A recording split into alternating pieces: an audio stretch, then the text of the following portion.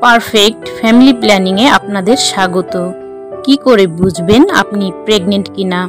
সাধারণত যেসব লক্ষণ দেখা যায় সেগুলো হলো যোনিপথ দিয়ে হালকা রক্তপাত, মাথা ঘোরানো, চাপ দিলে স্তনে ব্যথা অনুভব, বমি বমি লাগা, ক্লান্তি অনুভব করা, পেটে অস্বস্তি বা পেট ফাঁপা হয়েছে এমন মনে হওয়া, সাদা স্রাবের পরিমাণ বেড়ে যাওয়া, পিরিয়ড বা মাসিকের মতো তলপেটে মোচড় দিয়ে ব্যথা হওয়া, ঘন ঘন প্রস্রাবের বেগ আসা, খাবারে অরুচি কিংবা কোনো খাবারের প্রতি তীব্র আকাঙ্ক্ষা। তবে এসব লক্ষণ দেখা না দিলেও আপনি গর্ভবতী হতে পারেন।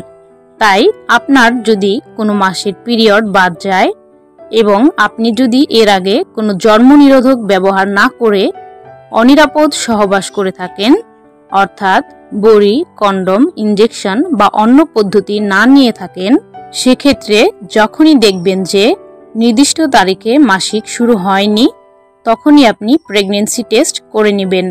মাসিকের ডেট মনে না থাকলে অনিরাপদ সহবাসের কমপক্ষে 21 দিন পরে টেস্ট করেও আপনি গর্ভধারণ করেছেন কিনা জেনে নিতে পারবেন।